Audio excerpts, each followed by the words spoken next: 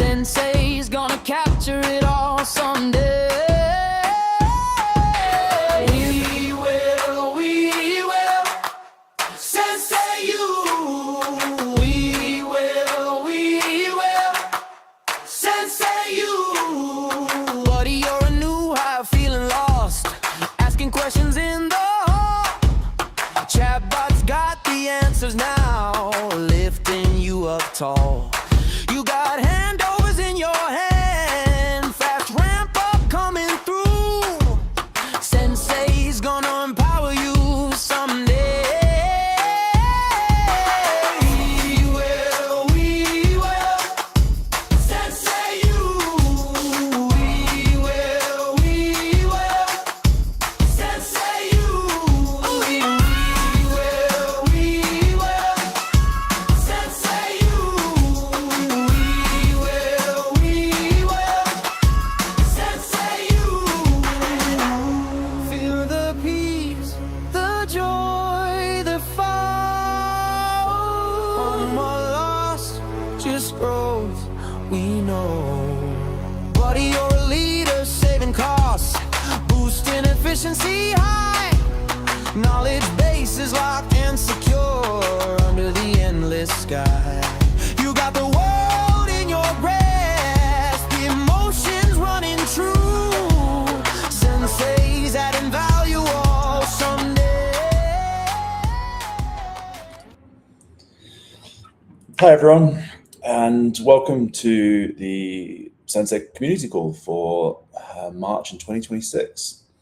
For those who are new, I'm Dan Thompson, CEO and co-founder of Sensay. We build AI technology that captures who people are, their knowledge, their expertise, their way of thinking, and we preserve it in digital form. We've got a packed agenda today. I'm going to start with some updates on what's happening in our space, share some news about the token and my new book, and then we've got a special guest joining us, Marcus from Generalizing Media.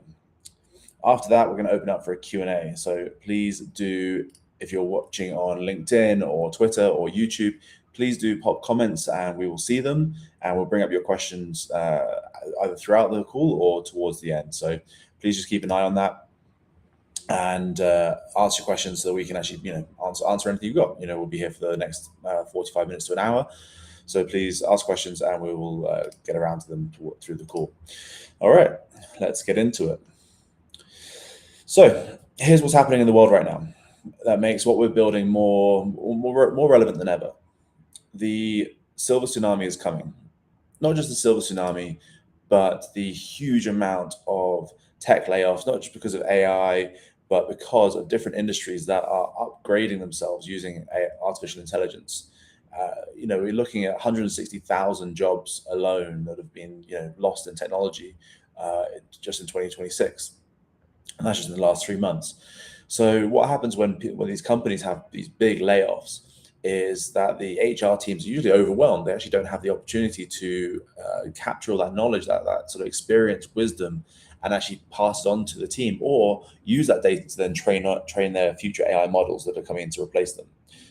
So that's basically what Sensei is doing. But aside from that, you've also got the huge amount of retirees, almost 10,000 retirees every single day. You may have seen this in the news, maybe not. I guess with 2026 has been a bit of a rocky time and a bit of a crazy time for news. But you've probably seen it at some point. And nearly half all US small businesses owners are 55 and older. And by the end of 2029, every single baby boomer will be past retirement age. We're talking about 62 million jobs that depend on businesses owned by people who are about to retire, many of them without succession plans. $10 trillion in business value at risk just of disappearing. And it's not just small businesses. Manufacturing is getting hit super hard. I read a piece last week about companies where only 1 or 2 people actually understand how their legacy systems work. And those people are 3 to 5 years from retirement. Almost 20, I think it's about over 25% of people in manufacturing are over the age of 55.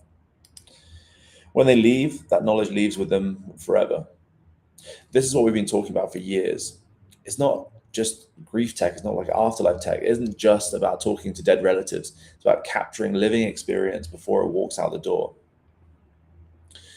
The other big narrative right now is AI agents. for those who actually haven't had a chance to play around with OpenClaw, please do. It's the first big movement since I think ChatGPT really launched onto the public stage in November 2022.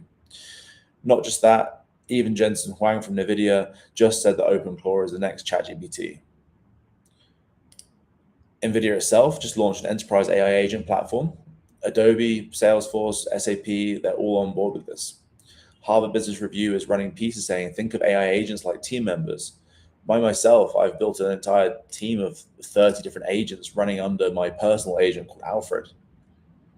Microsoft's Copilot Studio is letting companies build custom agents. Carnegie Mellon just published research on what they're calling manager clone agents, AI agents that can fill in when human managers are unavailable.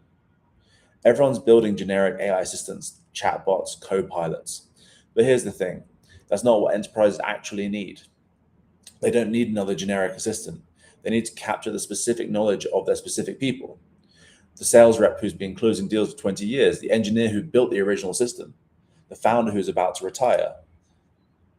But that's what we're doing at Sensay. That's what we're coming in to make something special and different.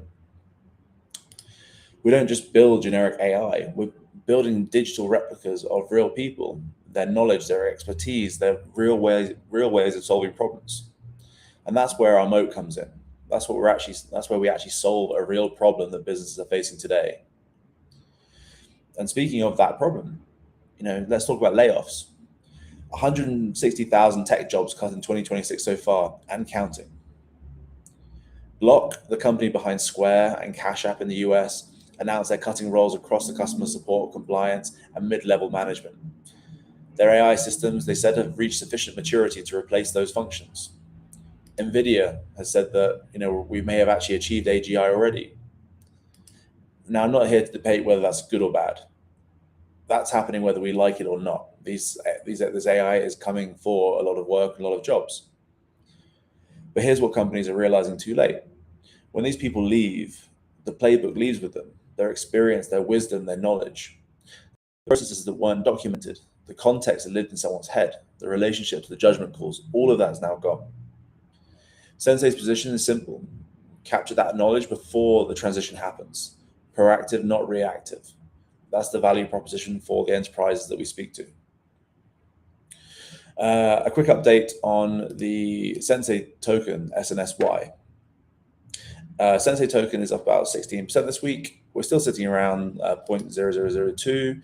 It's still early, still building, but the momentum is actually starting to ramp up again. I think this is part of a wider crypto sort of, I think it's had the major hits it's going to have. And I have a big suspicion there might be one more painful hit, but then it should be, I don't want to say up only, but definitely back on the roller coaster that is crypto. The broader AI token sector is heating up right now, up about 40% across the board. That's showing real interest in AI infrastructure, and we're definitely positioned well within that narrative. It's not a meme coin. It's not hype. We're actually here building real technology that solves a real problem, and the market is starting to realize that as well.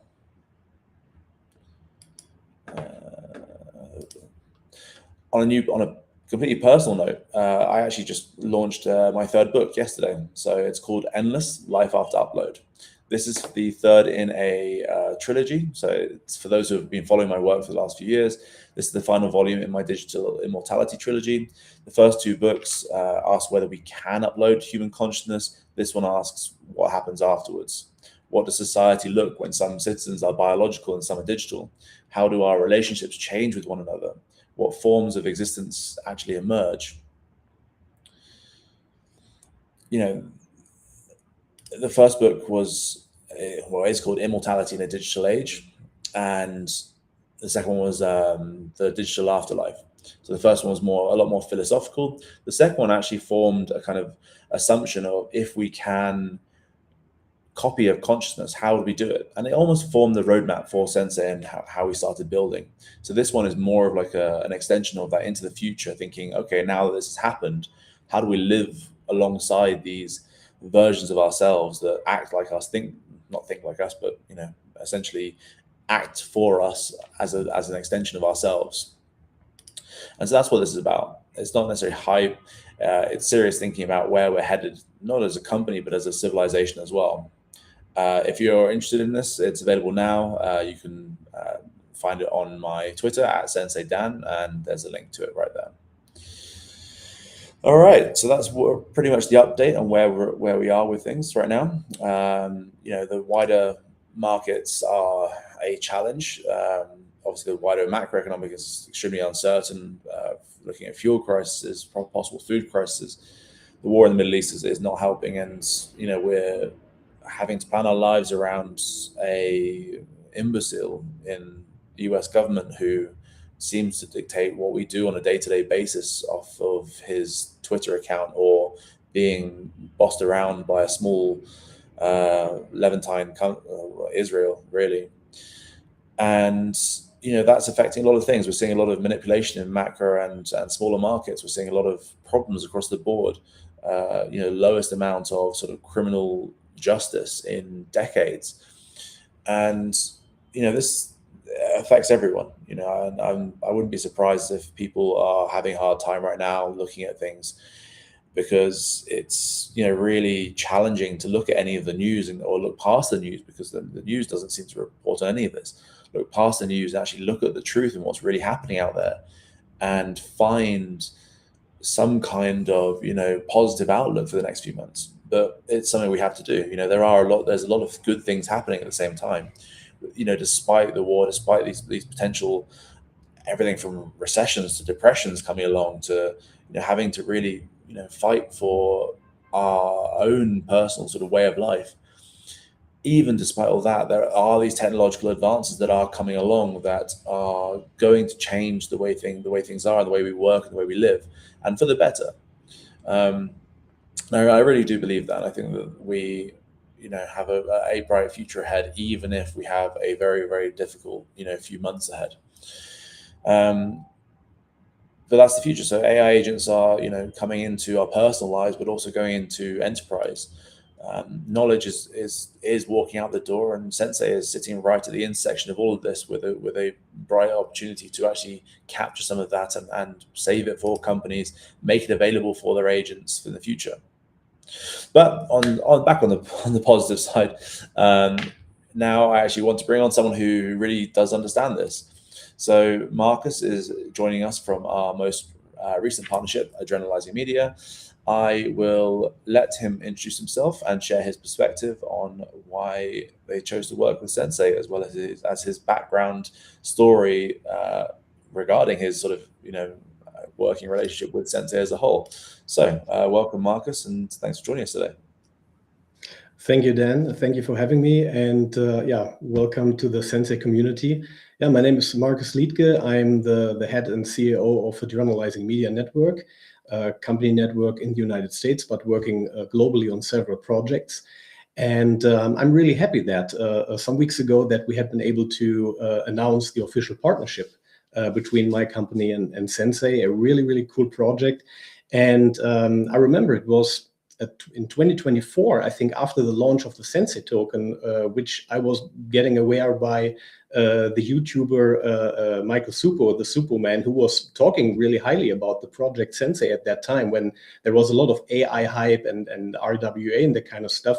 And since then, in 2025, I was getting in touch with the team of Sensay, thanks to Shane and Daniel at that time, and everybody at Sensay, so that there was this opportunity to build something together, because I saw, hey, this is really something. First of all, this project has something really deliverable for the market and for the companies, for the community. So the offboarding of knowledge, and especially on this legacy topic, Dan, what you mentioned, it's becoming much more important, as a lot of company founders, entrepreneurs, and CEOs who are going into retirement in the next couple of years are thinking about.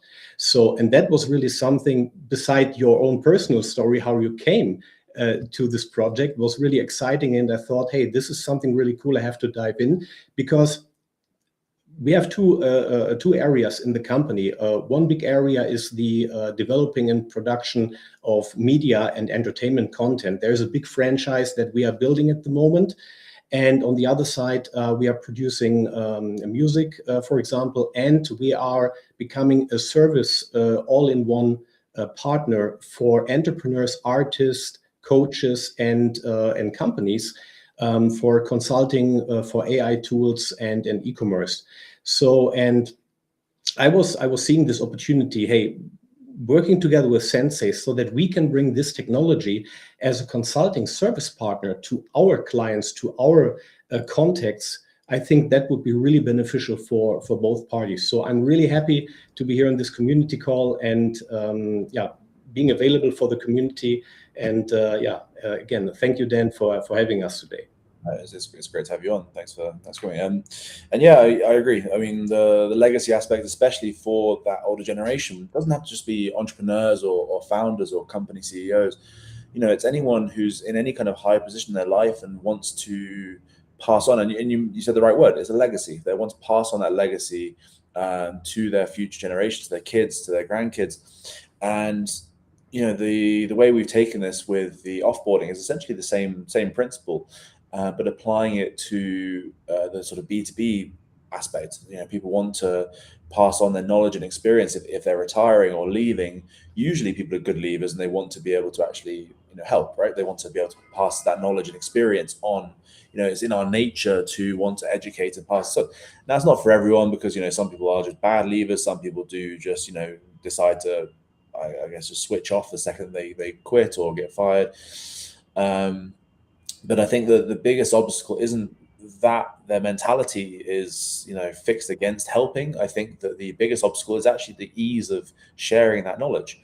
And so that's why a lot of what we've done with this new platform is put the UI UX into making it as simple as possible. We've got this super friendly interviewer called Sophia, who is designed to be as friendly and natural language as possible so that you can just have a conversation a little bit like what we're having now and not feel like there's some kind of ulterior motive in the questioning. And I think that makes a big difference. But we'll take a bit of a step back. So, I mean, obviously, for anyone who's read the announcement, will know what you guys do. But what does Adrenalizing Media do as a company? Yeah, so one of the big parts on the IP and content creation part is that we are helping artists, coaches, entrepreneurs, or everybody who has a dream and wants to fulfill this for himself and for his journey, that we want to understand and that we want to help to bring this dream to a live stage, to a product level, to a global IP maybe. And therefore, for example, beside that big franchise that we are producing, which was the start of the communication with Sensay, we are, for example, talking to musicians or to coaches from various industry areas who are thinking about, okay, how can I bring my knowledge that I have, maybe even over the last 40, 50 years, to a new target group or to the audience, to my members, to my fellows. And I thought that the technology that Sensay has developed, this is not only for knowledge offboarding in the sense inside of a company or when somebody is going to retirement. This is a great use case for everybody out there who wants to build an interactive communication opportunity through an AI replica with their membership base or with their fans, for example, because a musician who is on tour, for example, and is giving instrument lessons, for example, he's not available 24/7 to interact with his knowledge to his fan base. So building this with Sensay as a part of our complete e-commerce and monetization package for this artist, for example, is super cool because Sensay has the technology and everything, and we are embedding this. And on the other side, talking with big global companies that are having more than 10,000 employees, for example, most of these companies, and especially the management levels and maybe even the CEOs, because most of these companies are not being run by the founder anymore. But these people have to understand that it can be too late when the retirement has happened, or maybe there was already somebody who left this world. And what we are doing is right now we are trying to educate these companies and going into them and helping to understand with this technology. It is not only a very secure and affordable one, but this is perfect for the AI knowledge offboarding, and on the other side for onboarding as well. Because think about, there is a department like a sales department inside of a company, and you can build this employee based on the knowledge of a department, of a single person, and it helps you even on the onboarding side. Dan, you mentioned that millions or billions of USD are going to be lost because of the knowledge gets lost. Yeah, and there are so much opportunities for big scale global companies up to single entrepreneurs who are thinking about that. So that is one area where we think that we are a very perfect consulting partner for between Sensay and the industry, and to help to facilitate and to educate the people inside of the company. And coming back to this big franchise, what I was talking about, working as a little bit as a mini Universal Studio. It's a franchise that's consisting of a movie, of a micro series, of a comic book that we released on the Comic-Con San Diego in 2023. And the idea was, after I learned about Sensay end of 2024, hey, let's get one of our main actors and producers to make a knowledge offboarding, so that the fans can interact with that actor and producer 24/7 and to learn about the franchise, the lore, what is going on in the company. I think that was something maybe, Dan, you have not intended when you have been building Sensay, but I think this is a very great additional use case, how you can use the technology with that knowledge and to interact with the fan base and the community. So that is another big part, and where we started the conversation with Sensay. Yeah, it's interesting. I remember when we first started, and it was myself and Shane at the time, and we were in a small apartment in Sevilla, in Spain, and we actually, we had this idea of creating these digital replicas of people, these digital clones, twins, whatever we wanted to call them. I don't think we even had the name Sensay at that point. Maybe it was just coming around. It was super early, but we know we had a huge wall, and what we did is we actually stuck a piece of paper that had all the different ideas and different applications that this technology could do.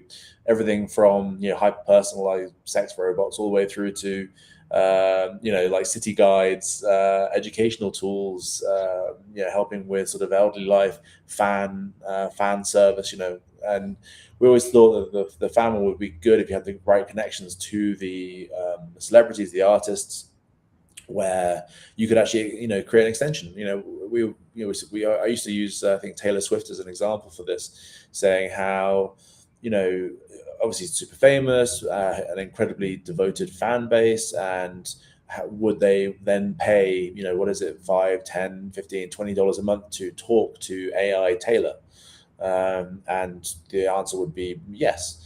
I mean, I'm sure there would probably, have become problems since then, and especially with things like the AI Act coming out now, which is limiting certain capabilities of actually replicating people like that in some countries. But I've always thought there's a huge market for it, because exactly that, whether it's for educational purposes, whether it's just for a fan base, having the ability to interact with someone that you admire one way or another, and getting some the tidbits, the sort of Easter eggs, the things that aren't necessarily in their books, or might be in their books or their posts, but you just didn't see it.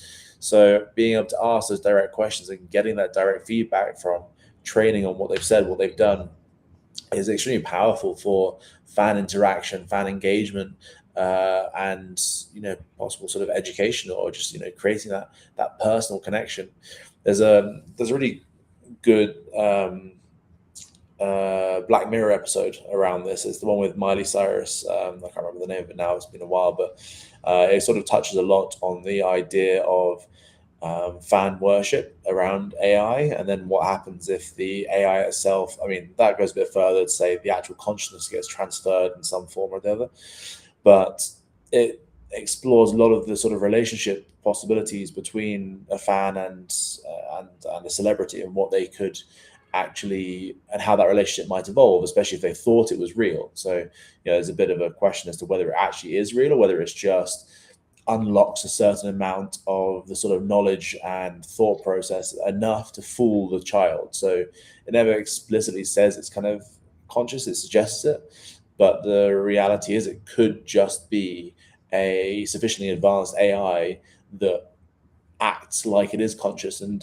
that's that's where we get into the real philosophical debate of whether or not that would then mean it is conscious, or whether or not we can tell the difference, whether or not we can tell each other are conscious and therefore alive in some respect, and what that means for our future. And actually, not to plug my own book more, but this is pretty much what my third book goes into a lot, so it's very, very relevant timing. But yeah, it's a fascinating topic around fan engagement. What are the possibilities, and how someone can extend themselves to interact with millions of people on the planet all at once at the same time?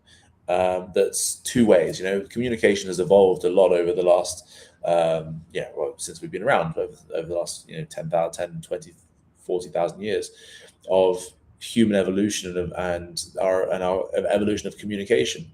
It would have started off as grunts, which turned into some kind of language, and then being able to read body cues and other sort of subconscious language that we present.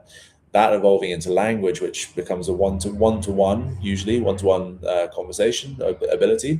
So you can have one person to then you come along with the invention of the telephone, and suddenly you have the ability to have one-to-one conversations at a huge distance. This obviously comes after mail and writing, which would be the first step. Then you get a telephone. Then you get onto the age of the sort of smartphone and a portable phone, and even social media, which means all of a sudden one person can interact with many. And then the next obvious evolution of that is actually the ability for many to interact with many, which would basically mean that every one of us could have our own agents that are interacting with many people at the same time, so that each of us could be having millions of simultaneous conversations with millions of other people, and getting the kind of overall gist of that and feeding that back into us. And I do see that in some form as a future. I don't know how exactly it's going to present itself, but I do see these hyper-personalized agents coming through, working with us, for us, as us, and actually extending our ability to communicate even further. The only real limitation is our ability to process that information when it comes back to us. Sorry, I've gone on a massive philosophical and futuristic technology tangent there, but is that the kind of thing you were thinking as well? Yeah. I mean, we have already opened the box of Pandora, so there's no chance that we can turn back anything of that, what is happening right now. And the interesting part is that it's so different when you're talking with people from different generations about this.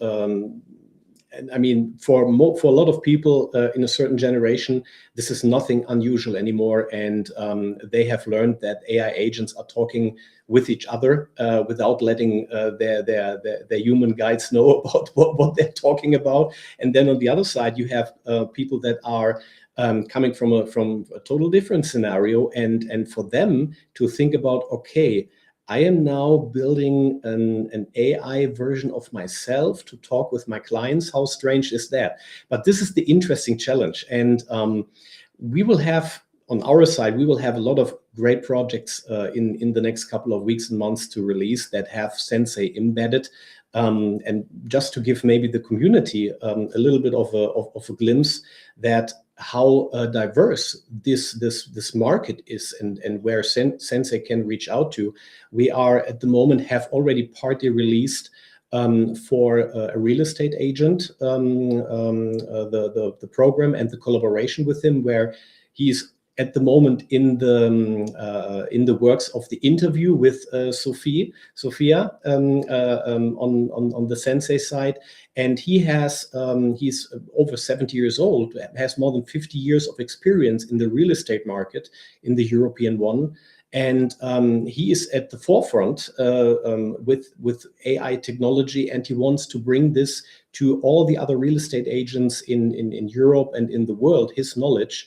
So that's a very interesting project. Then we are working with two different musicians at the moment that are making the transition from, let's say, the Patreon world and other membership worlds into the way of, okay, I want to coach and to teach my fans and my members through an AI opportunity. That's really cool. And then on the other side, companies, what we are talking about. So I think there is it's very great that Sensay has this kind of flexibility as you described it when you had been developing this, and the use cases are nearly limitless. And this is what we have to bring to the people, to the companies, to the decision makers, to the people that are leaving in a year or two, and to build something. And Sensay is delivering. Sensay has all these active components beside a lot of other projects that are just having an idea but having nothing on the road to show. And that's the reason for us why we have been chosen Sensay in this partnership. So there will be a lot of cool stuff coming, which we are going to release in the next couple of weeks and months for the community. Yeah, I agree. And I think that's one of the toughest parts of, I guess, people looking into the Web3 space now, really does come around the problem that a lot of projects don't really build anything. And, and I got frustrated with this myself last year when I went to, I think it was ETH Denver in 2025 in February. And, I got really annoyed by seeing even some of the bigger companies haven't really, progressed anything, haven't really changed anything. No one's really building anything new. We've kind of almost recycled back into the same narratives we had years ago. And so now, the new narratives around like privacy and stable coins. But I mean, stuff like that is not necessarily new. It's just because it's being adopted by bigger infrastructure. There's nothing new or that you can do once you have essentially a wallet in a stable coin network. And it's frustrating because you just can see the cash grabs by so many people and the cash grabs are getting smaller and smaller. I mean, people are arguing on Twitter over like 100K. It used to be over millions, or over like future infrastructure, over billions. And then you've got these huge networks that launched, everything from Celestia and Nomad, and they've got like 10 transactions a day and still $1 billion valuations. So there's something still not quite right with the space.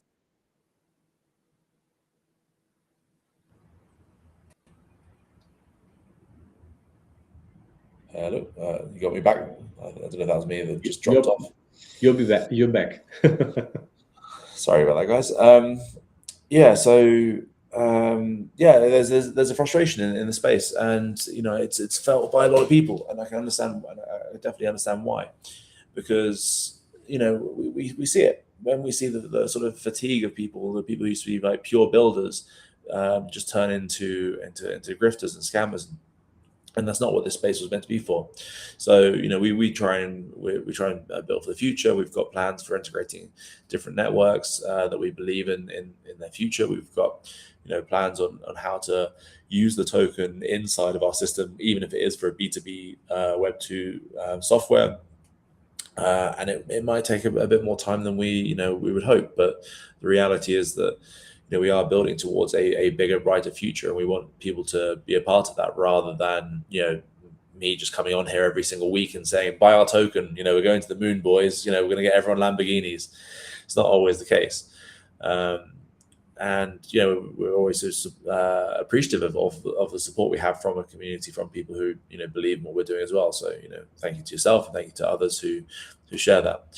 I'm going to leave kind of one last question for you that I always like to ask most people. What are you most excited for in the sort of coming months or years with the latest sort of updates in technology? I mean, it's exciting to see how the people are interacting and living with all the changes. And a lot of people are getting scared, meanwhile, about the opportunities and what is coming, and losing more and more control. And I think one of the biggest challenges is, and I think that's going to one of the questions in the chat over here, when it comes that when everybody is going into the AI communication level and that kind of stuff. I think one of the biggest challenges is that you have to connect the digital and the physical world still, and you have to be able to make this transition. And I think one big challenge that we are trying for the projects that we are working on at the moment is that the AI coaching, the AI consulting, the AI replica, what you're going to use to communicate or to bring your knowledge in an interactive way to your members or to your fans. This can only be one part, one mosaic piece of the whole service level or of the whole thing. And from there, to bring the people into a live call, bringing them into a live event where they still have it's the same with the metal concert. Yeah, you cannot replicate the energy and the stuff that is going on a real concert into the virtual environment at the moment. So I think this is one of the big challenges that you are able to combine the two worlds and the two spaces, and yeah. So, and because the people still right now, most of the people do not really understand about what is happening at the moment, especially with all the manipulation that you already mentioned, what's going on in the world. So, yeah, there's a lot of challenges, but a lot of opportunities for all of us. No, I appreciate that. And thank you for joining us today. And how can people find out more about you or Journalizing Media? So yeah, we have the official partnership announcement, for example, that you can find on X at Sensay, on LinkedIn, or just go to adrenalizingnetwork.com. There you can find everything about us and the announcement. So and I will be around in the Telegram group of Sensay as well. So yeah, feel free to contact us, and yeah, looking forward to it. I appreciate that. We're going to open up some questions now, but as is tradition with our community calls, we seem to have a small bit of technical difficulties in the fact that our comments and questions that we can see have literally just seemed to have disappeared. But I know I've got a couple floating around that I can answer, that I can see from before. So I'm going to just answer those while we try and figure out what is happening with the comments on this, while we try and find them on LinkedIn and YouTube and wherever else. So admin team, just try and find the questions, and let's I'll find the ones that I've got in front of me now. So I've got a question from Zizi Insunmi, who's a video and music producer. Guys, if you are listening and watching, please do ask your questions again, and they should pop up in our chat here, so we can actually bring them up on thing. But anyway, from Zizi Tsunami, or Zizi Insunmi. The question is, does Sensay integrate with popular HR systems like Workday or SAP? The answer is it will, just not just yet. So we've just finished our first 3 months of the paid pilots for the new offboarding technology, which means we've got a lot of development updates to do to make it ready for sort of enterprise and scale.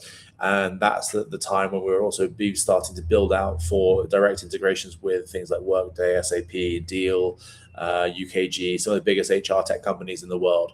The reason we want to do that is because they obviously have a huge distribution network already of customers, and we fit right into their portfolio of apps on their marketplaces that don't yet exist. So it gives us a really good opportunity to expand what we do to a whole new customer base. So yes, it will become in the future, the integrations, but not just yet.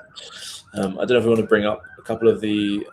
We've got one other question that we've just refound again, and then we'll start bringing up ones that we've had come through in the last few minutes. So the question is, Dan, you're now publishing books on digital immortality. Is Sensay becoming a product company, or are you actually building a new philosophy layer for AI? Neither. Quite frankly, the books that I write are and have been of personal interest for almost a decade now. So when I started writing the first book, it would have been around 2015, 2016. So that was the foundation for Sensay. And I was telling Marcus before the call that I am not the best author and not the best writer, but these are my personal sort of thoughts on the matter and how I see the industry going, and what I see the future being for myself. But they're not necessarily related to Sensay. The topic is very related because, I mean, what I do for work is also, a passion of mine. So I'm very lucky to have that. But no, the books are not a Sensay product. They're a personal product, and even if only my closest friends and business partners end up buying a copy and having a read, then that's good enough for me. It's just me writing down my thoughts and combining them into something a bit more coherent. But in turn, the second part was, are we building a philosophy layer for AI? I don't think you can build a philosophy layer for AI. I think the need for philosophers in AI technology is becoming more and more relevant, just because of the way things are moving, the ethics, the possibilities, and the way we need to think about how we should act and how the AI should be influenced, if it even can at this point. I think the recent example of Anthropic and the US government, where the US government was essentially begging Anthropic to be their AI of choice just before they attacked Iran, was very telling, because they were obviously ignoring OpenAI and X and and Gemini, these big companies, but they were really focused on Anthropic. And Dario, the CEO of Anthropic, basically turned around and said, no, we don't want our AI to be used for surveillance of civilians and the automation of weapons, which is admirable. And that's the kind of philosophical debate that people should be having, and a huge amount of respect for Anthropic. I personally took that as a great signal to essentially stop using the other AIs. I now pretty much exclusively use Anthropic for that reason, because I think that they are going to be on the right side of history with this. And also because I think that their AI is better as well. So, but no, we're not building a philosophy layer for AI as much as I'd love that. I don't think that's necessarily possible, but that's not what we're doing right now. Focusing on the offboarding, knowledge transfer, and capture. All right, another question is, okay, hang on. How does Sensay, this from Awawolo Peter Bokonumi? How does Sensay help reduce the costs associated with employee turnover and expertise replacement? So this is, obviously this is the value statement of what we do, right? This is the whole point of offering this to enterprises. When someone leaves or retires, you're looking at a huge amount of knowledge and experience, something that people were paying for. If someone's on $100,000 salary, you're paying essentially for their expertise, their knowledge. So even if you can capture a part of that knowledge and experience, you're keeping that value inside the company for future. And if that helps to speed up a new employee who's coming in to take over that role by even 10%, essentially you're saving the company anywhere up for like $10,000 of sort of on-ramp time, not to mention any future time of them being able to actually find that information and search for it, which time is money. We pay people essentially by the hour, or by the week, by the month. And if we can speed up their job because they have access to that information that they didn't have before, then you are adding immediate value to that. So it's the cost of the HR manager's exit interviews. It's the cost of them training up someone and maybe that other person leaving, and it's the cost of having that knowledge going forward. So those are the ways that we can actually really add value to enterprises within offboarding technology. But thank you for the question. I think actually,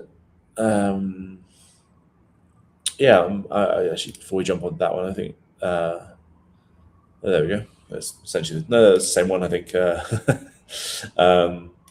So Marcus, you were saying about this one as well, right? So how does Sensay ensure data privacy and security during offboard process?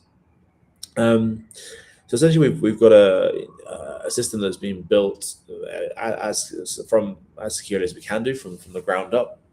Everything's encrypted so that all the conversations you have with Sophia are encrypted and kept into your own sort of private dashboard. This in the future will be deployed onto private servers as well.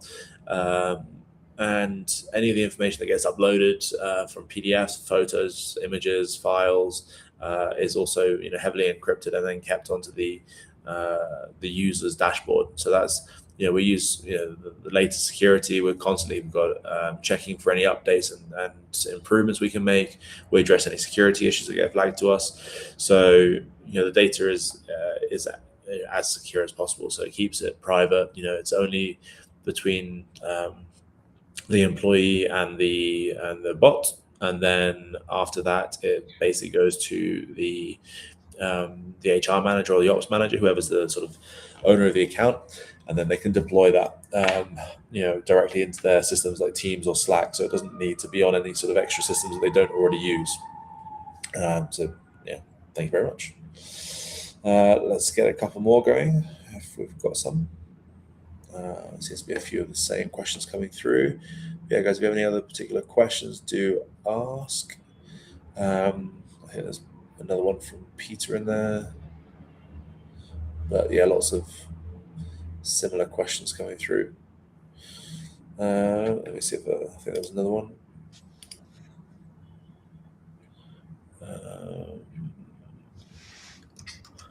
I can't see any more. There's obviously, as always, there's normally a few sort of token questions around like new listings and whatnot, and token growth. These things are kind of out of our control. The new listings. I usually don't talk about it because we can't. Even if we had a new listing coming up, we couldn't talk about it. There is something we are working on with a particular AI Web3 network, but as soon as we have the information of that, we'll let everyone know. But it's still in the works. As for getting a token price back up, look, I mean the whole market is having a tough time right now. Overall, sort of confidence in liquidity is suffering, and they will come back. These things work in pretty similar cycles, and we go higher every time. So I'm confident that will come back as well. All right, do we have any last questions, or is that all of them done?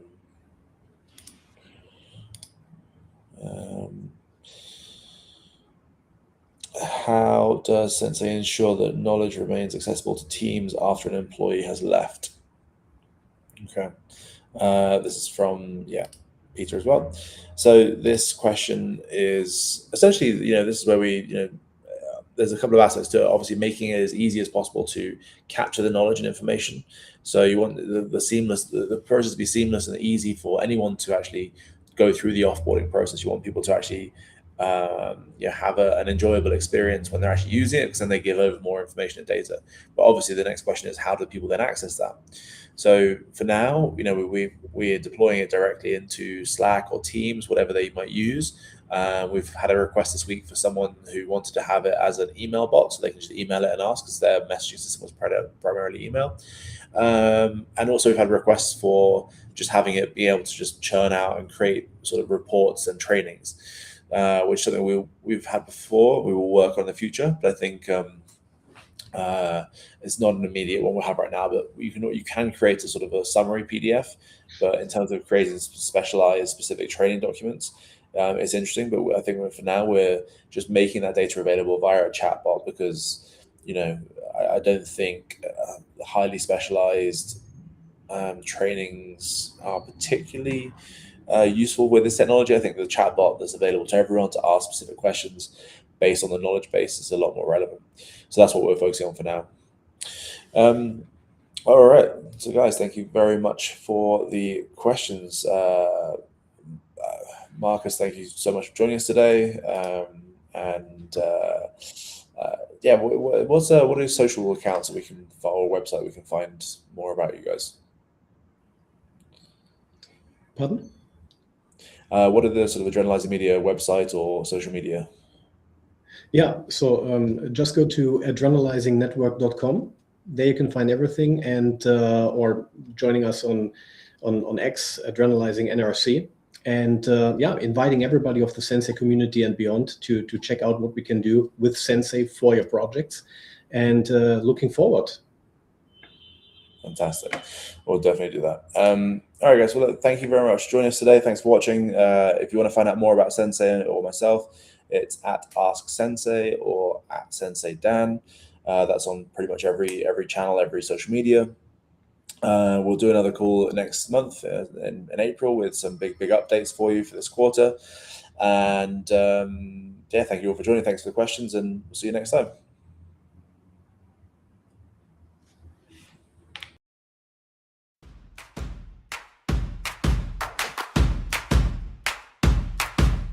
Buddy, you're a team on the rise, sharing knowledge every day, preserving wisdom in the cloud, never letting it fade away. You got insights on your mind, big plans for the crew. Sensei's gonna capture it all someday. We will, Sensei you. We will, Sensei you. Buddy, you're a new high, feeling lost, asking questions in the hall. Chatbot's got the answers now, lifting you up tall. You got handovers in your hand, fast ramp up coming through. Sensei's gonna empower you someday. We will, Sensei you. We will, Sensei you. We will, Sensei you. We will, Sensei you. Feel the peace, the joy, the fall. No more lost, just growth, we know. Buddy, you're a leader, saving costs, boosting efficiency high. Knowledge